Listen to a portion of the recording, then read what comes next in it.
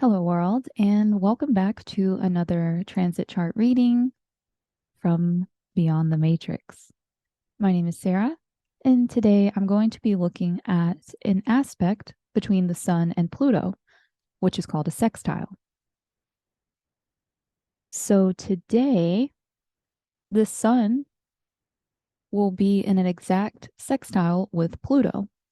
You can see that the Sun is here, this orange glyph, in the sign of Scorpio, at 26 degrees and 10 minutes. And 60 degrees away, we see this glyph here, which is Pluto. And Pluto is at 26 degrees and 30 minutes of Capricorn. Sextiles occur when two planets or more are 60 degrees apart. So you can see that the Sun is 60 degrees away from Pluto. Now, in order to kind of describe what this energy feels like, I want to start with the sextile to just describe that aspect first, and then I'm going to move to describing the Sun and then to describing Pluto.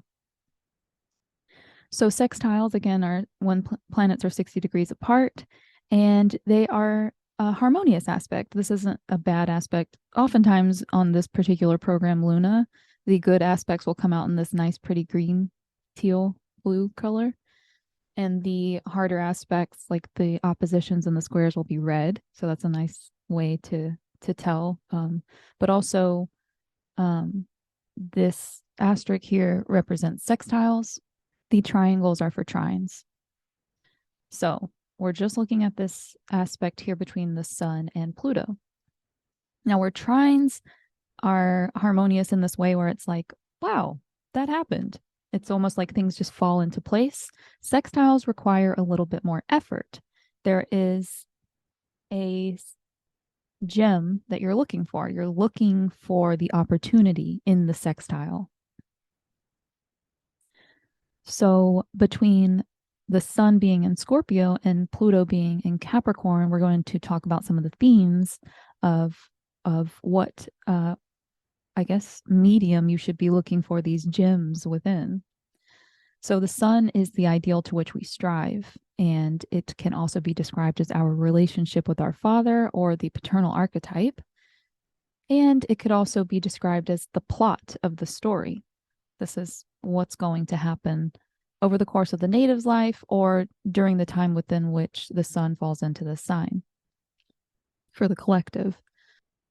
Scorpio is a water sign. It is deep, intense, penetrating. It is the power of death and rebirth. And it just understands the entire life cycle to the extent that it is feeling into emotions that are much deeper than what other people might experience. And therefore, they may even not try to disclose that to other people because it might feel like it's too intense. The information that they have is a little too heavy for people to concern themselves with on a day-to-day basis. So because it's a water sign, it's to do with emotions, but very deep emotions for Scorpio. And so there's this very transformational feeling associated with Scorpio. I really like this quote about Scorpio from Robert Hand's Horoscope Symbols, in which he helps us to understand the intensity and what it what it arises from.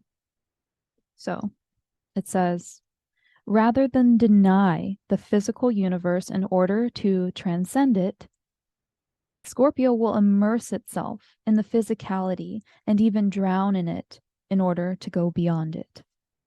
So that's where the sun is right now. It's kind of in this really emo place. And I mean, Scorpio season is when we have Halloween and the Day of the Dead and all of these associations with the afterlife and understanding that whole cycle of life on a deep level. And this is in sextile with Pluto. So the quote that I just read helps me to work with the fact that Scorpio is associated with Pluto and Mars. So Mars is the traditional ruler of Scorpio because we didn't have Pluto. The ancients didn't have Pluto to observe and to assign to the sign. So they used Mars, the god of war. And in this way, you can kind of understand how passionate feelings can kind of arise this way. However, the sign is also associated with Pluto because modern astrologers assigned Pluto to Scorpio. And with Pluto there, you can really think about the transcendence part of that quote. Yeah, I really like that to help. The physicality side of that quote helps with the Martian aspect, and then the transcending side of that quote helps me with the Pluto part. But that's just a way for me to understand the conditions of Scorpio right now because I'm looking at, okay, well, where's Pluto and what's Pluto doing and where's Mars and what's Mars doing? And that's going to help me kind of describe the party that Scorpio is holding, I guess you could say, at Scorpio's house. With Mars right now, Mars is still in Gemini, but it's moving in retrograde motion. And so there's this whole process of going back over, actions we've taken or plans that we made to move forward with something. There's kind of a review of all of that. So that could be affecting Scorpio. Very cerebral, very mental, very logical because it's in Gemini. It can even be very playful because it's in Gemini. So that could be kind of descriptive of how Scorpio is treating the sun. Or we can look to Pluto. Now, I'm going to go even further into Pluto because Pluto is the planet that the sun is sextiling. So I'm going to reduce back to only a few planets. And with Pluto as the ruler of Scorpio, Pluto is in the earth sign of Capricorn. It's a feminine sign, but it's very ambitious and wants to build things. And with Pluto in this sign, Pluto wants to make things evolve, makes things change, and make things transcend, become something brand new after this whole process of decay. So if that's a little bit more creepy for Scorpio to be like that, and then the sun traversing through. But that could be how it's arising. I would say kind of it could be this playful, cerebral, analytical environment that still has these Scorpio themes of decay, death, and rebirth. Or it could have this kind of demolishing structure. So either way, I do see this as things being reviewed because Mars is in retrograde and Pluto is just this planet that's going to put a check on anything, check on the system, especially check on powers. So crumbling, like everything's just kind of like crumbling away. And the sun is traversing through this. So that ideal to which we strive, it's almost like this discovery through the rubble. So I've, kind of hinted at what Pluto is doing here. It's demolishing structure. It's breaking it down. Capricorn represents bones, just breaking bones. The structure needs change. So there's an opportunity here. In whichever houses this is affecting in your chart, the sun is moving through the rubble. Things have crumbled down to the ground and nothing remains except the parts that everything was made of. So the nice thing is there is an opportunity. So there's a little bit of optimism. There's a small drop of hope here. One of the quotes from Renn Butler's Archetypal Universe is actually for, he says, when the sun is trine to Pluto. But I like this also for the sextile because it just popped out to me. In wilderness is the preservation of the world by Thoreau. It's interesting how Pluto here is breaking down the structures almost to get us back to that natural primitive state. We want so badly to save the world, don't we? And I always find that so funny that we think we have to save the world. The earth's going to perish without us, when that's absolutely not true. The world was here before us. We want to save the world so badly to hide the fear of what it actually means that we consume more than we replace and we don't dispose of our waste properly.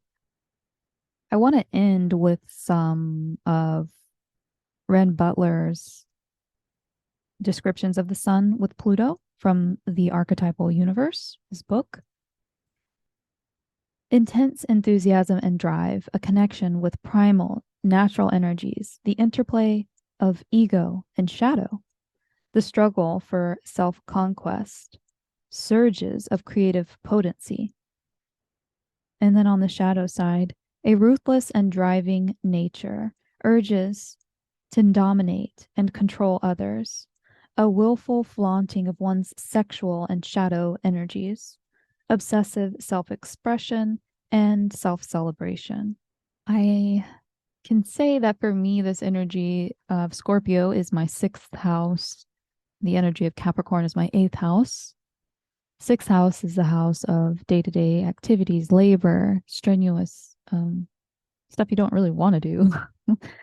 Service is another one that this house is associated with. This is the house of bad fortune in ancient astrology. So this is where the sun is for me right now. So for me, the way that this is arising is that I don't have a day job anymore. And I'm kind of struggling with whether or not that's something I need. And that's my 8th house. So Pluto in my 8th house of transformation. Like, am I in need of a job because of what other people will think of me? 8th house is how other people see value in you. It's also the house that's associated with debt, taxes, inheritance, and other people's money in that way. And so extrapolating further from that and how other people hold value to you, it can be to do with things like sex, or in this weird way, the occult, because it's like a secret and therefore it holds value. I can definitely see how my in my natal chart, these things that are being activated are questions about my day-to-day activities and how other people find value in me. And maybe I even question whether I have any value if I'm not, in a career. I've been contemplating whether or not I want to go back into the corporate world to kind of go back to the matrix and cash out, as I've said. And I just don't know. And so all that's very frustrating with Mars being in retrograde and this being a big review. And that's my 1st house. So this has affected me in that way. I would say there's a lot of aspects happening right now that have had me mulling through a lot of different options and just feeling very overwhelmed. And according to my instructor, Elenbaas, this is happening a lot during this time. So that's the energy that we're in. And I'm just hoping that as soon as the sun moves into Sagittarius, things will feel a lot lighter. So I hope that this has been helpful. And I hope that you're getting the most out of these transits. And I'll be back again to talk with you very soon. So I hope you have a great rest of your day. Thank you.